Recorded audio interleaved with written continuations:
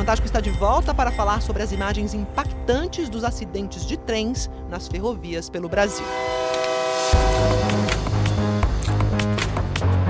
Toneladas em movimento. Força capaz de destruir em segundos qualquer obstáculo que aparecer pela frente. Esta semana, 2 acidentes de trens mostraram isso.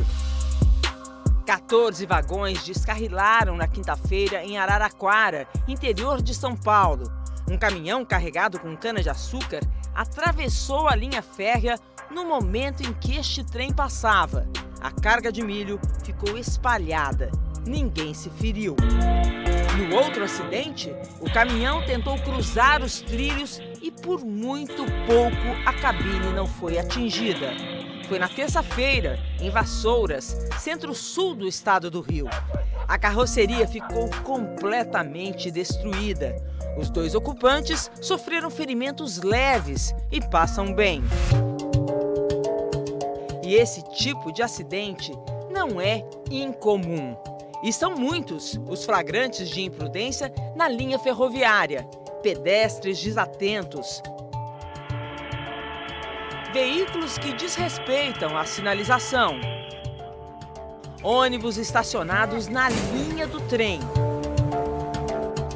motociclistas que se arriscam, pessoas que acham que dá tempo de atravessar e, na maioria das vezes, não dá, colocando em risco a própria vida, a vida do maquinista e a segurança de todo o entorno da linha férrea. O Fantástico foi a Minas Gerais para mostrar como é a rotina de um maquinista que vive esses perigos.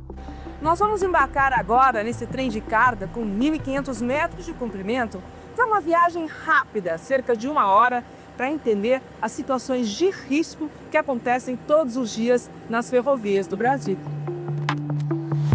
Como embarcamos longe de uma estação, o uso dos equipamentos de segurança é obrigatório do lado de fora do trem.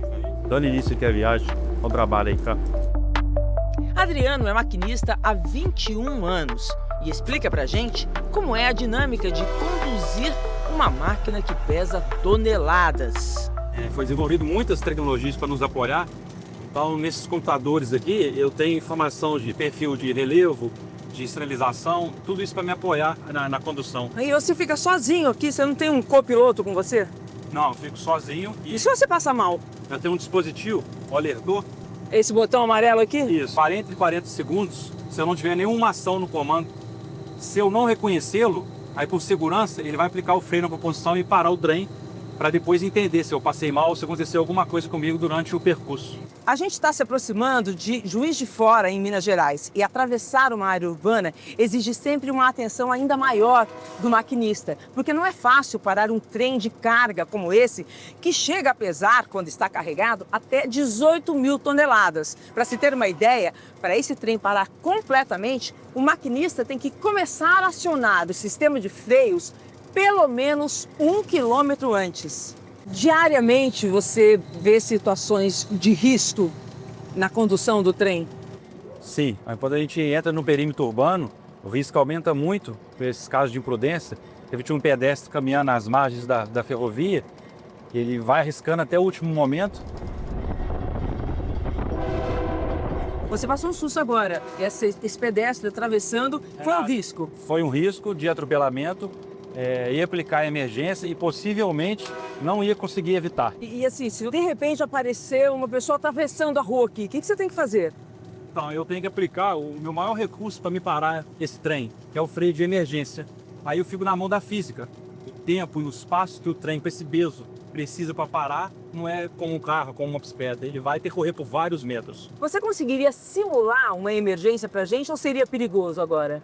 Sim, Renato, é possível simular uma emergência, pois o trem está vazio, está mais leve, e eu vou identificar um ponto que não oferece risco para a população e você pode até cronometrar para você ver a dinâmica do trem após a emergência. Vamos simular agora a emergência. Os freios estão acionados. Estão acionados a emergência do trem. E não para? Não para, vai arrastando. A física impede ele de parar. Para parar completamente, 32 segundos. Parou por completo agora. Isso pesando. 3.000 toneladas. E se tivesse com 18 mil toneladas? Pode triplicar esse tempo e o espaço que ele levou para parar, a distância. Foi exatamente o que aconteceu no acidente desta semana em Vassouras? Sim. Entre o trem e o caminhão? Sim, o caminhão estava transpondo a linha, muito próximo, o maquinista aplicou a emergência, muito próximo, e você vê que o trem arrasta o caminhão por metros. Ele não consegue parar. Você já passou por algum acidente parecido? Infelizmente, sim. Infelizmente, já tive 2 situações de acidente, um com vítima fatal, o outro não. E mesmo a gente não tendo culpa, o sentimento de tristeza é muito grande, a gente fica lembrando daquilo por meses. É uma vida, é um ser humano, tem uma família em volta. É um trauma que fica. Sim, isso aí. A gente não é da noite pro dia que a gente esquece um acidente desse com vítima, não. Maurício também sofreu um trauma. Foi em Curitiba, no Paraná. Ele estava dentro de um ônibus biarticulado que atravessou a linha férrea enquanto um trem passava. Maurício é o homem que aparece de casaco bege nessas imagens. Assim que escuta o apito sonoro, ele corre. Por sorte, bate nessa barra de ferro e não é atingido pelo trem, que entra em cheio dentro do ônibus. Quando eu coloquei os 2 pés na sanfona, o trem bateu na sanfona, levou tudo que estava na minha frente e eu fiquei pendurado com a metade do corpo para fora do ônibus. Foi um grande susto. O acidente foi em julho. As investigações para apurar as responsabilidades ainda estão em andamento. Nos 2 casos desta semana, a polícia ainda está no início das investigações. Em São Paulo, a concessionária Rumo disse que o caminhão desrespeitou a preferencial da linha férrea em Araraquara e atravessou de forma imprudente uma passagem em nível devidamente sinalizada. No Rio, a companhia MRS lamentou o acidente em Vassouras e reforçou a importância de redobrar a atenção. Não conseguimos contato com a defesa dos ocupantes dos 2 caminhões. O Brasil tem cerca de 30 mil quilômetros de linhas férreas, por onde passam 20% da produção nacional de grãos, minérios, combustíveis, entre outras cargas. Cada vez que o trem para, é um prejuízo gigantesco para a concessionária, para o dono da carga e para o país. Mas mais importante, é um prejuízo maior para a sociedade, para as vidas, para todos que vivem ali naquele ambiente da ferrovia. Um levantamento da Associação Nacional dos Transportadores Terrestres confirma que a maioria dos acidentes nas ferrovias é causada por imprudência. Segundo o Código de Trânsito Brasileiro, o trem sempre tem a preferência de passagem.